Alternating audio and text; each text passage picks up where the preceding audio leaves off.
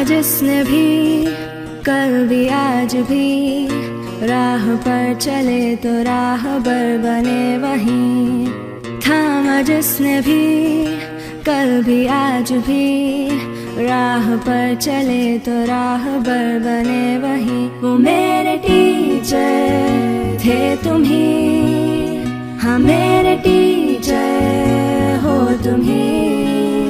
वो मेरे टीचर थे तुम ही, हाँ मेरे टीचर हो तुम ही।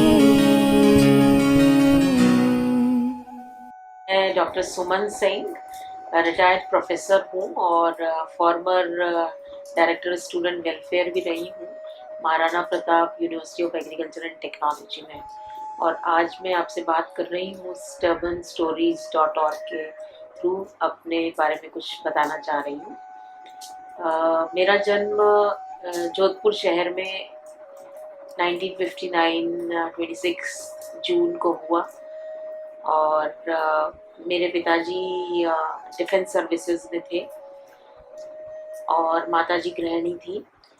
मेरे परिवार के अंदर पिताजी और माताजी दोनों का ही एजुकेशन की तरफ बहुत रुझान था। तो इकोनॉमिक स्टेटस होते हुए भी मिडिल क्लास थे, तो कॉन्वेंट के अंदर मुझे एजुकेशन दी और पढ़ाई में मैं अच्छी रही। बचपन से 5 भाई बहन हम हैं, उन सभी में बेहतर थी पढ़ाई में। और 11th तब बोर्ड हुआ करता था, तो 11th में मेरा फर्स्ट डिवीज़न आया। मेरा परिवार बहुत ही खुश था और मैं भी बहुत खुश थी फर्स्ट डिवीज़न आने पे, और बहुत एलिवेटेड महसूस कर रही थी अपने आप को। और बचपन से मेरा एक सपना था और वो सपना इतना मुखर था कि हमारे जो जान पहचान वाले लोग थे वो भी मुझे डॉक्टर साहब के नाम से पुकारते थे, क्योंकि मैं डॉक्टर बनना चाहती थी। तो बहुत पहले से ही, बचपन से ही मेरा नाम डॉक्टर बन गया था और डॉक्टर साहब ऐसे बोलते थे मुझे। तो कई रिश्तेदार शुरू से ही ऐसा बोलते थे, तो एक बस ख्वाब सा हो गया था कि मुझे मेडिसिन में जाना है, मेडिकल डॉक्टर बनना है। फर्स्ट ईयर में एडमिशन लिया जोधपुर यूनिवर्सिटी में, और वही समय था जब मेरा फर्स्ट ईयर कंप्लीट होने वाला था और मेरे फादर का रिटायरमेंट। मुझे आर्म्ड मेडिकल फोर्सेस में जाने का ज़्यादा शौक था। मेडिकल में तो जाना ही था, लेकिन आर्म्ड मेडिकल फोर्सेस में, जिसे AFMC कहते हैं उस समय मेडिकल टेस्ट को, तो PMT का भी और AFMC के भी फॉर्म्स मेरे पास में थे और मैं बस भरने की तैयारी में थी, उनको भरना था मुझे। तो फादर के रिटायरमेंट के बाद जब वो जोधपुर शिफ्ट हुए और उनसे साइन वाइन करने के लिए कहा, तो बहुत ही अलग बिहेवियर, पता नहीं ऐसा कभी हुआ नहीं था। फादर हमेशा प्रमोट करते थे एजुकेशन को, बट उन्होंने कहा कि नहीं नहीं बेटा, अभी मेडिकल में कहाँ जाओगे। मतलब एज इफ मेरा हो ही गया, आई वॉज ट्राइंग, पर पूरा कॉन्फिडेंस था कि हो जाएगा। तो उन्होंने कहा नहीं, कहाँ जाओगे, 5 साल तक की पढ़ाई है, उसके बाद में भी पढ़ाई करनी पड़ती है, हम तुम्हारे पीछे कब तक बैठे रहेंगे, अपना ग्रेजुएशन करो, शादी करके सेटल हो। तो मुझे तो उनकी बात बिल्कुल अच्छी नहीं लगी कि ऐसा कैसे बोल रहे हो, जो हमेशा मुझे आज तक प्रमोट किया। और आज हम बाबूजी कहते थे अपने पापा को, तो बाबूजी आज ऐसा कैसे कह रहे हैं। फिर बाद के सालों में मैंने रियलाइज किया कि शायद ये बिहेवियर उनका कुछ रिटायरमेंट के समय का स्ट्रेस रहा होगा। जो हो जाता है ना इंसान को, थोड़ा एक इनसिक्योरिटी हो जाती है, फाइनेंशियल इनसिक्योरिटी हो जाती है और लाइफ इनसिक्योरिटी हो जाती है। इस वजह से शायद हो सकता है कि उन्होंने ऐसा कहा होगा, और ऐसा उन्होंने बाद में एक्सप्रेस भी किया और बहुत रिग्रेट भी किया। तो उसी समय मेरी सबसे बड़ी जो सिस्टर है और मेरे जीजा जी भी आर्मी में हैं, अब रिटायर्ड हैं, उनका समर वेकेशन में आना हुआ जोधपुर। तो मैं नाराज़ तो थी फादर से, मदर कुछ ज़्यादा कह नहीं पाती थी, तो आ गई दीदी के साथ यहाँ।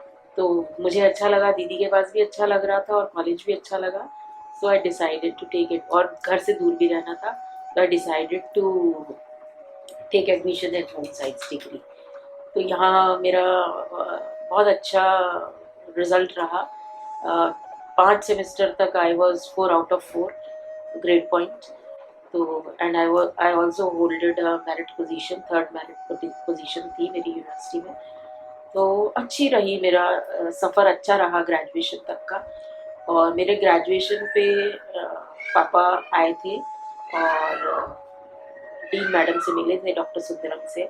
तो उन्होंने मेरी बहुत प्रशंसा की, she is a good student और आप इसको आगे भेजिए, अच्छी जगह भेजिए, बड़ौदा भेजिए एमएससी करने के लिए। और दिमाग में एक बस सपना बस बन ही गया था कि अब एमएस यूनिवर्सिटी से ही करना है, दिमाग में बैठ गया था।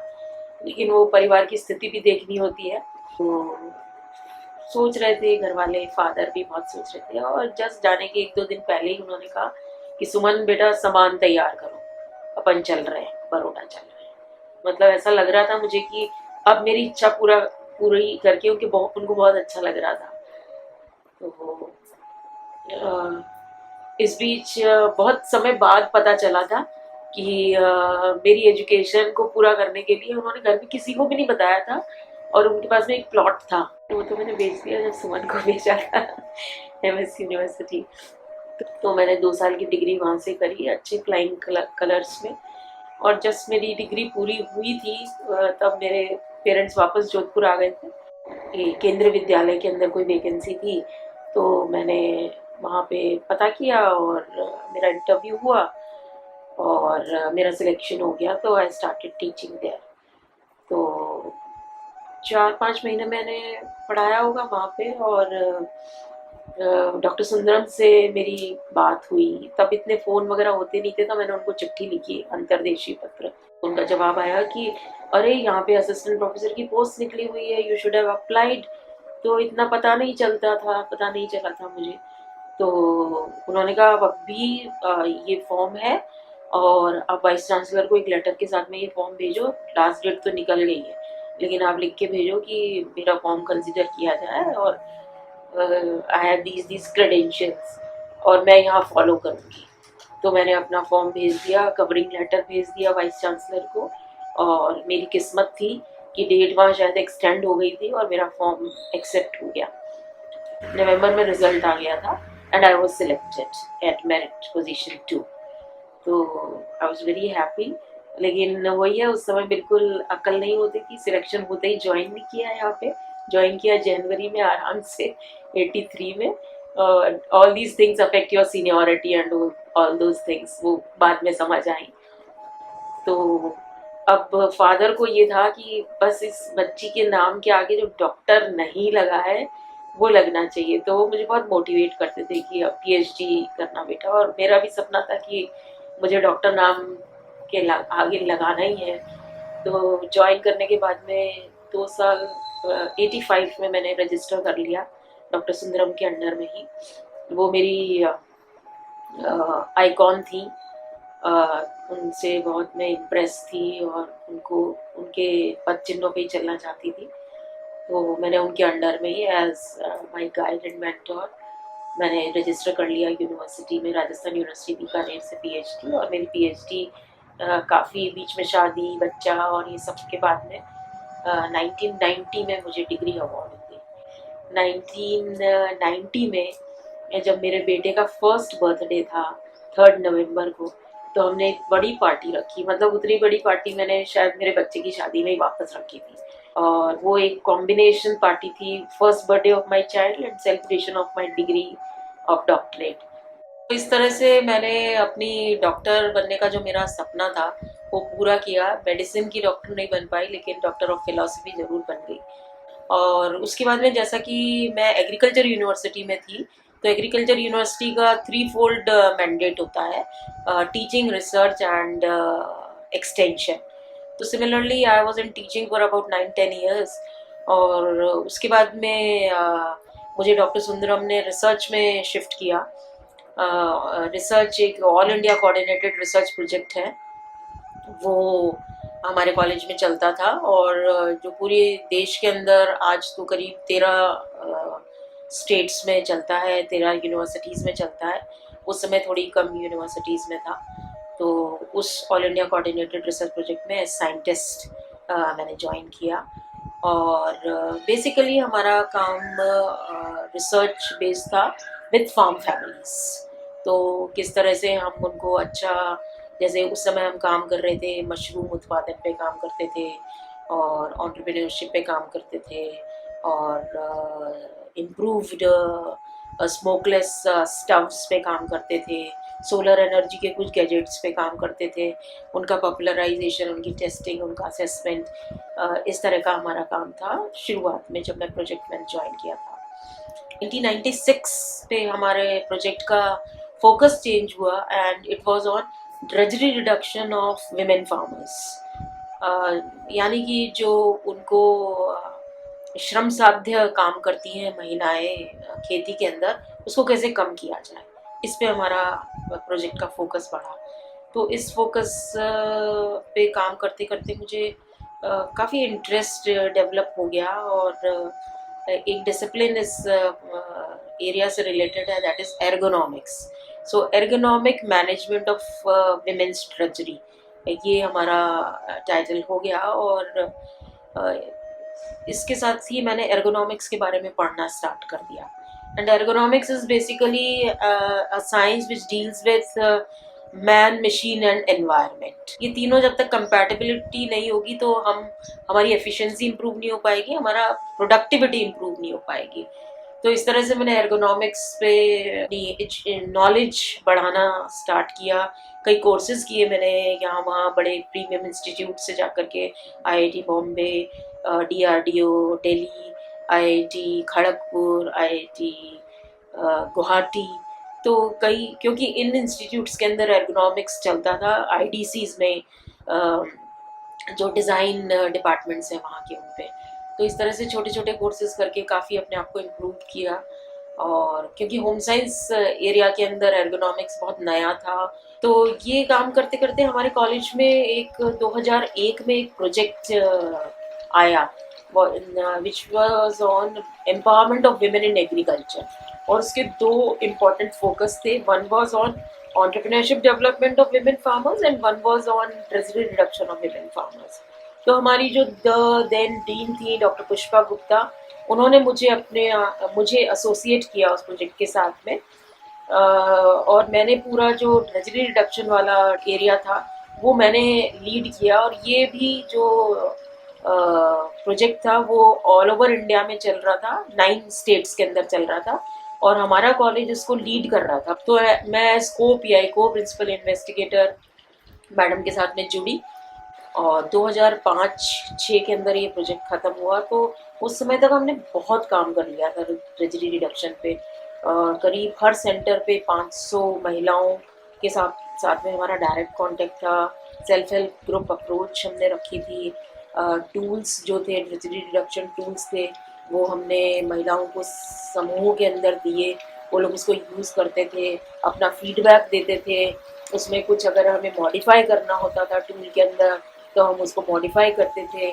और ये टूल्स हमारे द्वारा डिज़ाइन नहीं थे, जो बहुत सारे इंजीनियरिंग यूनिट्स हैं उन्होंने डिज़ाइन कर रखे थे, पर ये आज तक फील्ड नहीं पहुँचे थे।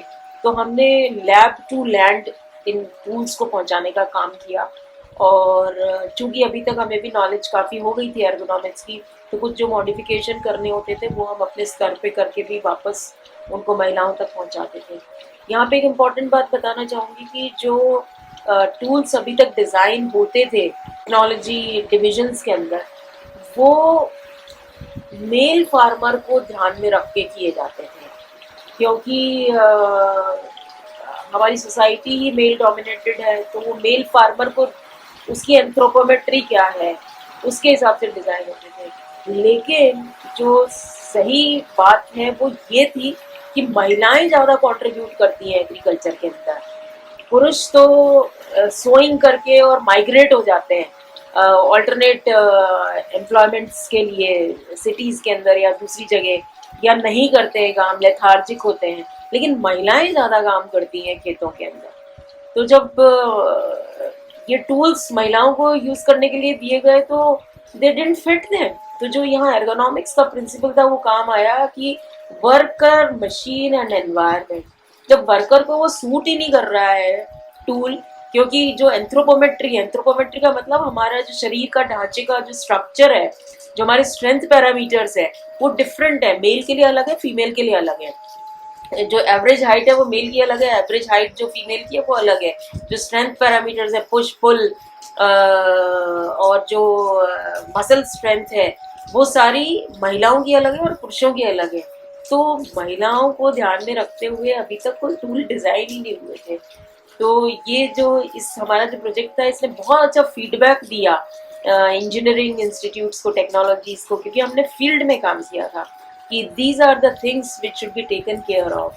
क्योंकि फिर बहुत सारे इम्प्रूवमेंट्स हुए टूल्स के अंदर, जो एडजस्टेबिलिटी का जो फंडा है वो आया कि 5th परसेंटाइल और 95th परसेंटाइल तक एक एडजस्टेबिलिटी का रेशो होना चाहिए, ताकि जो सबसे छोटे हैं 5% उनको छोड़ के, और जो सबसे बड़े हैं जिनका हाईएस्ट मेजरमेंट है 95th परसेंटाइल, उन दो को 5-5% दोनों तरफ छोड़ के जो 90% ऑफ पॉपुलेशन है वो उसको टूल को यूज़ करने में सक्षम होनी चाहिए।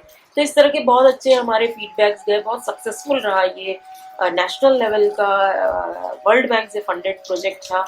हमारी डॉक्टर गुप्ता मैडम को और मेरी एसोसिएट जो थी आशा सिंगल और मेरे साथ में डॉक्टर हेमू राठौड़, इन सब ने भी बहुत अच्छा मिलके काम किया। और 2003 में मैं इंटरनेशनल एर्गोनॉमिक एसोसिएशन की ट्रायनियल कॉन्फ्रेंस जो थी, जो कि सियोल कोरिया में ऑर्गेनाइज हुई थी, वो अटेंड करने के लिए गई और वहाँ मैंने अपना पेपर प्रेजेंट किया और मेरा पेपर काफ़ी वहाँ पे सराहा गया, अच्छा लगा लोगों को काम जो था। और it was on agriculture, it was agriculture based, women's work in agriculture.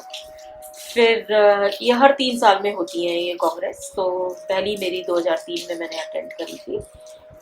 फिर मुझे धीरे धीरे पता चला कुछ अवार्ड्स भी देता है इंटरनेशनल एर्गोनॉमिक्स एसोसिएशन, तो मैंने अपने वर्क के बेसिस पे, अपने एक्सपीरियंस के बेसिस पे एक लिबर्टी म्यूचुअल मेडल अवार्ड होता है, मुझे पता चला था, और उसका प्राइज मनी काफ़ी हाई था, $10,000।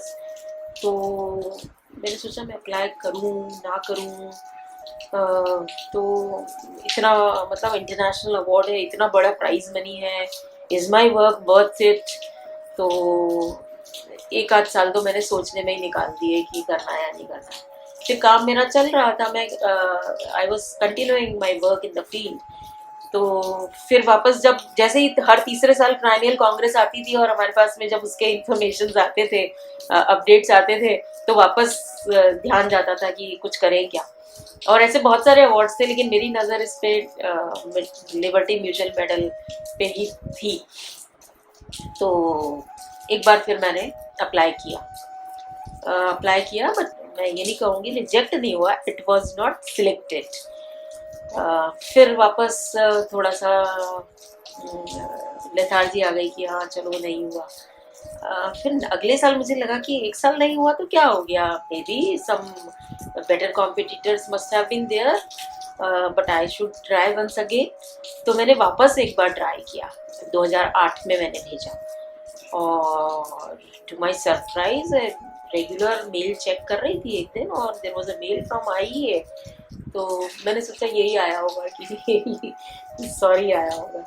तो मैंने खोल के इसको देखा, मेल तो कॉन्ग्रेचुलेशन से स्टार्ट हो रहा था mail. So I was really taken by a surprise, और जब मैंने पूरा मेल पढ़ा तो बहुत ही बड़ी खुशखबरी थी, और मैं विश्वास नहीं कर पा रही थी कि I have been selected for this prize, for this award.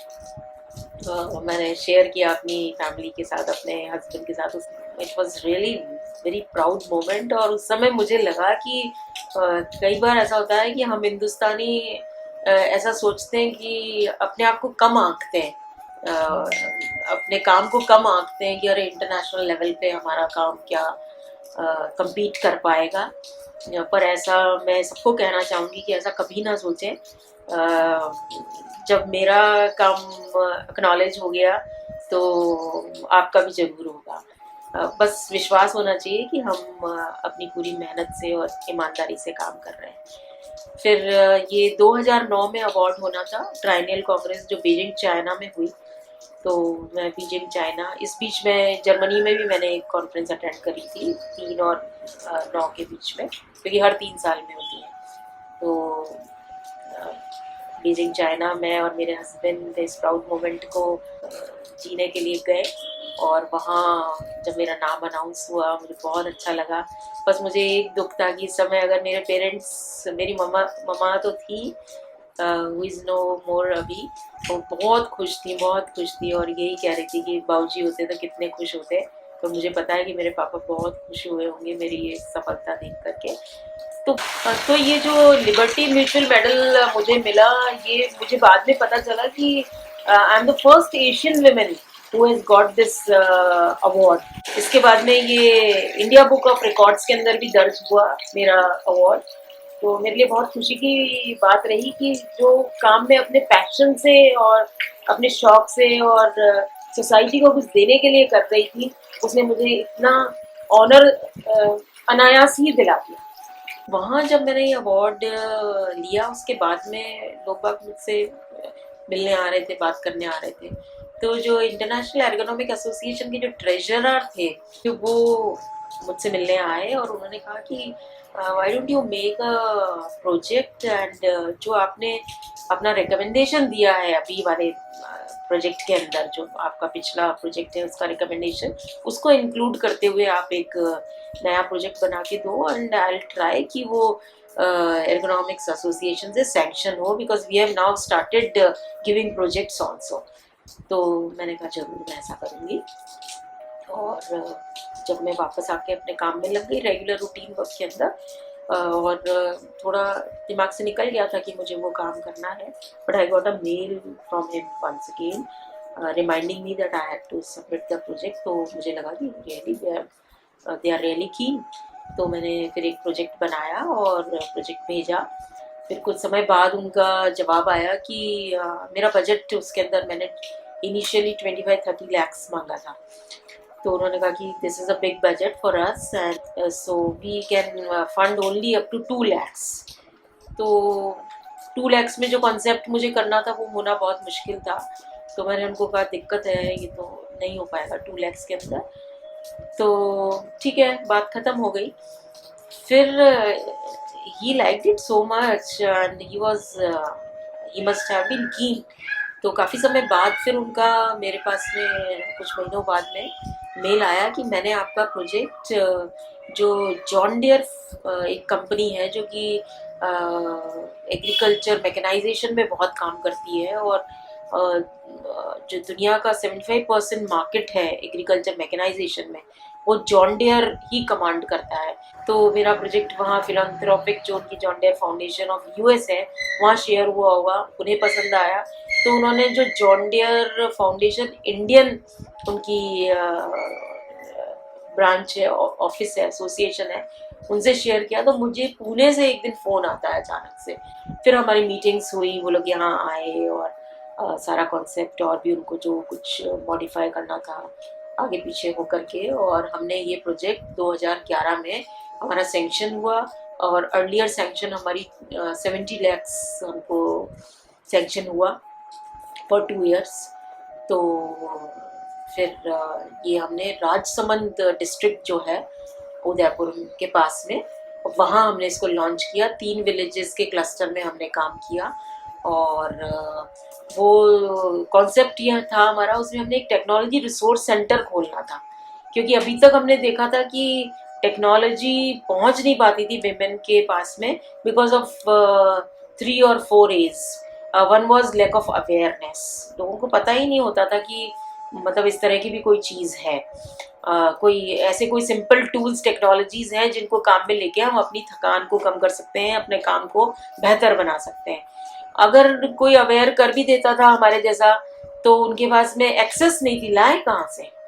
मतलब बड़े आश्चर्य की बात है कि आज डीप डाउन ट्राइबल विलेजेस तक गुटखा सुपारी पहुंच गई है, शैम्पू के पाउच पहुंच गए हैं, कोल्ड ड्रिंक्स पहुंच गई हैं, लेकिन कोई जो उनकी थकान को कम करने वाला ब्रह्मास्त्र, सिक्कल जैसी चीज तक नहीं पहुंची है वहां डीप डाउन गांव तक। तो अवेयरनेस की कमी, अवेलेबिलिटी और एक्सेस की कमी, और अगर ये सब भी हो जाए तो उनको अफोर्डेबिलिटी नहीं थी। वो इतना खर्च नहीं कर सकते थे कि वो अपने मन से, डिसीजन मेकिंग पावर भी नहीं होता है विमेन के पास में, फार्म विमेन के पास में, कि वो एक सिक्कल भी 120 रुपए की, 100 रुपए की, 80 रुपए की, अलग अलग तरह की कोई अपने लिए खरीद ले। तो इसको ध्यान में रखते हुए हमने एक टेक्नोलॉजी रिसोर्स सेंटर का कॉन्सेप्ट दिया था तब, जो कि 2011 में साकार हुआ था। तो अभी तो आज तो बहुत सारे टेक्नोलॉजी रिसोर्स सेंटर्स बन गए, लेकिन मैं तब की बात कर रही हूँ, 2007-8 की बात कर रही हूँ। और तब हमने इन रिसोर्स सेंटर्स में बहुत सारी ऐसी छोटी बड़ी टेक्नोलॉजीज, एक सिक्कल से लेके, सिरेटेड सिक्कल से लेकर के, और बाद में हम ट्रैक्टर तक गए उसमें। तो ये सारी टेक्नोलॉजीज वहाँ अवेलेबल थी, जो कि जिसको भी चाहिए हो वो वहाँ से किराए पे, कस्टम हायरिंग बेसिस पे लेके जाए। तो क्योंकि हर चीज़ सीजन वाइज भी होती है, सीजन के अनुसार भी काम में आती है, तो सीजन के अनुसार ले जाएं। और बिल्कुल हमने उसका बहुत कम किराया रखा, 10-20, ज़्यादा से ज़्यादा 50 रुपये एक दिन का हमने किराया रखा, based on the different tools and technologies. तो ये कॉन्सेप्ट काफ़ी हमारा पॉपुलर हुआ, काफ़ी सक्सेसफुल हुआ, और इसको देखते हुए बहुत सारे दूसरे जगहों पे भी, इवन जॉन डियर ने भी दूसरी जगहों पे ये कॉन्सेप्ट चालू किया बड़ी मशीनरी के साथ में। तो ये काफ़ी सक्सेसफुल हुआ। तो हमें इस प्रोजेक्ट को लाने में जो चैलेंज हमने फेस किया, वो सबसे पहला चैलेंज ये था कि क्योंकि मनी बाहर से आना था, यूएस से आना था, तो यूएस से मनी ऐसे डायरेक्टली डॉलर्स में यहाँ पे नहीं आ सकते थे until unless we have FCRA account. नहीं था हमारी यूनिवर्सिटी के पास में। हमने कहा भी तब के हमारे जो ऑफिशियल्स थे कि आप एक FCRA अकाउंट खुलवा लीजिए, ताकि इस तरह से हमको ये जो प्रोजेक्ट से मनी आएगा। लेकिन काफ़ी हमने फॉलो किया, लेकिन हुआ कुछ नहीं, वी वर नॉट सक्सेसफुल। फिर उन्होंने कहा कि आप किसी NGO को अपने साथ में लीजिए, जो NGO के पास में FCRA अकाउंट हो। फिर हमने ढूंढा, हमें एक NGO, जो जतन NGO जो रेल मगरा में काम करता था, उनको हमने आइडेंटिफाई किया, और पैसे को यहाँ रुपी टर्म में भेजने के लिए उन्होंने बॉम्बे में एक यूनाइटेड वे ऑफ मुंबई, एक फाइनेंशियल एजेंसी है, जो कि उन्होंने डॉलर्स में मनी को रिसीव किया और फिर वो रुपीज़ में हमको यहाँ ट्रांसफ़र करते थे। तो मतलब इस ट्रांजैक्शन के अंदर ही जॉन डियर को, UWM को भी पैसा देना पड़ा, 3-4 लाख रुपए एक साल के। तो मतलब इस तरह के हर्डल्स थे कि पैसा कैसे आए और क्या हो, लेकिन अंततः हम सफल रहे उसमें। और जब हमने 2 साल तो के लिए तो प्रोजेक्ट था, 1 साल का हमें एक्सटेंशन मिला, उसके बाद में वो और एक्सटेंशन हमें देना चाह रहे थे 5 साल तक। तो उसमें हमें हमारा MOU, मेमोरेंडम ऑफ अंडरस्टैंडिंग, जो हमने पहले भी किया था, उसको रिन्यू करना था। तो उस समय तक हमारे यूनिवर्सिटी की जो लीडरशिप थी, वाइस चांसलर बदल चुके थे, जो पहले वाइस चांसलर थे वो जा चुके थे। तो जो पुराने वाइस चांसलर थे उन्होंने 25% इंस्टीट्यूशनल चार्जेस, मतलब जितना पैसा आएगा उसका 25% यूनिवर्सिटी को एज चार्जेस दिया जाएगा, क्योंकि वो हमें इंफ्रास्ट्रक्चर फैसिलिटीज और दूसरी फैसिलिटीज प्रोवाइड कर रहे थे, उस बेसिस पे हुआ था। तो हमारी जो नई लीडरशिप थी उन्होंने MOU के अंदर ऑब्जेक्ट कर दिया कि 25% नहीं, इसको तो 50% किया जाए। अब ये तो हम खुद भी समझ रहे थे कि 50% इज अ बिग चार्ज, मतलब अगर वो 10 लाख दे रहे थे उसमें से 5 लाख यूनिवर्सिटी के पास जाए तो, and this was not anything money earning वाला प्रोजेक्ट नहीं था। जैसा कि हमारा एक एग्रीकल्चर कॉलेज है, वहाँ पे इस तरह के प्रोजेक्ट्स आते हैं, वहाँ पे वो लोग fertilizer testing, pesticide testing, seed testing वगैरह करके कंपनीज को रिजल्ट देते हैं कि, तो उससे तो उनकी मार्केटेबिलिटी बढ़ती है उन एजेंसीज की, तो वो देते हैं 50%, 60% यूनिवर्सिटी को। लेकिन ये तो हमारा सोशल ऑब्जेक्टिव वाला प्रोजेक्ट था, इसके अंदर कोई कमाई वाली बात नहीं थी। इसमें हम विमेन के साथ काम कर रहे थे और सोशल ऑब्जेक्टिव था एम्पावरमेंट करना था विमेन का। तो इतना पैसा कोई एजेंसी क्यों देगी? तो certainly they didn't agree, the John Deere didn't agree for 50% of institutional charges, and it was very unlucky for us कि हम इस प्रोजेक्ट की एक्सटेंशन हमें नहीं मिल पाई because of the hurdles at university level. And फिर उन्होंने प्रोजेक्ट को कंटिन्यू रखा, but with an international NGO, वो एक इंटरनेशनल एनजीओ आया और रेल वगैरह में उनका ऑफिस खुला और उन्होंने आगे काम करना चालू रखा। तो इस तरह से छोटे मोटे स्ट्रगल्स आते रहे और उनको हम क्रॉस करते गए और आज भी हम फार्म विमेन के साथ में काम कर रहे हैं। और मेरे साथ जुड़ के मेरी एसोसिएट है डॉक्टर हेमू राठौर, बहुत अच्छा काम कर रही हैं, तो मैं बहुत एक्नॉलेज करना चाहती हूँ। मेरे साथ में बहुत सारे बच्चों ने भी, छोटे SRFs ने भी काम किया, बहुत मेहनत से काम किया, बहुत सीख के काम किया। Charu Sharma was one of them. Neetu ने भी उस प्रोजेक्ट के अंदर काम किया था कुछ दिन के लिए। तो बहुत अच्छा हमारा एक सक्सेसफुल जर्नी रही और मैं खुश हूँ कि हम कुछ कर पाए, कुछ परिवर्तन ला पाए उन महिलाओं के जीवन में हमारे छोटे छोटे प्रयासों से।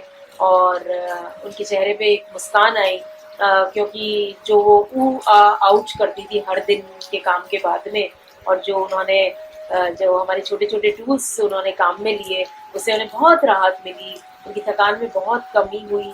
और जो समय उन्होंने बचाया इन टूल्स को काम में लेकर के, वो उन्होंने अपने घर गृहस्थी में, अपने बच्चों के साथ, अपने परिवार के साथ में और कुछ और काम करके जिससे वो 2 पैसे कमा सके, ऐसे कामों में अपना समय लगाया। तो हमें बहुत अच्छा लगा।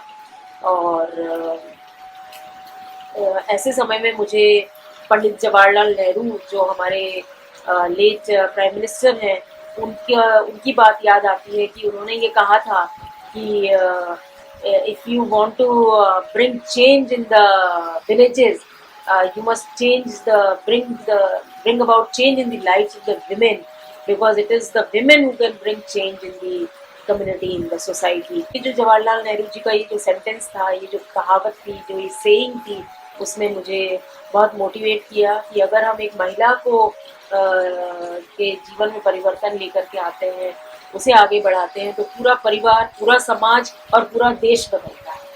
खास उद्देश्य मेरा इस तरह के कोर्सेज करने का यही है कि जो हमारी यंगर जनरेशन है, जो अभी एस्पायरिंग स्टूडेंट्स हैं या यंग प्रोफेशनल्स हैं, उनको भी इस बारे में मैं कुछ जानकारी दे पाऊँ। 30 सालों से काम कर रही मेरी एसोसिएट डॉक्टर हेमू राठौर उस काम को आगे बढ़ा रही हैं, और मैं एक्टिव सर्विस में ना होते हुए भी उनके साथ में हूँ और अभी भी हम मिलके काम कर रहे हैं। मैं यंग जनरेशन को ये कहना चाहूँगी कि अपने किसी भी एफर्ट के अंदर वो बहुत पेशेंटली, डेडिकेटेड वे में, परसिवरेंस रखते हुए काम करते रहें और किसी फल की इच्छा ना करें। अपना अपना पूरा डेडिकेशन उसमें लगाएं। फल तो ईश्वर अपने आप दे देता है। जब हमारे एफर्ट्स में सिंसियरिटी होती है, डेडिकेशन होता है। आप मेरा केस देख ही सकते हैं, मैंने कभी नहीं सोचा था कि मैं एक इंटरनेशनल लेवल का इतना बड़ा अवार्ड, जिसके लिए दुनिया भर से साइंटिस्ट अप्लाई करते होंगे, इवन हमारे इंडिया से भी प्रीमियम इंस्टीट्यूट से लोगों ने अप्लाई किया होगा, देश विदेश से लोगों ने अप्लाई किया होगा, और हमारा एक काम जो मन से किया गया था उसने हमें ये शोहरत दी। तो कभी भी अंडर एस्टिमेट ना करें एक तो अपने काम को, कभी अंडर एस्टिमेट नहीं करें, और जो मन में आता है उसे करें, जरूर करें, और आपको सफलता अवश्य मिलेगी। तो लास्ट में यही कहना चाहूँगी कि अपना कर्म करें, फल की इच्छा ना करें।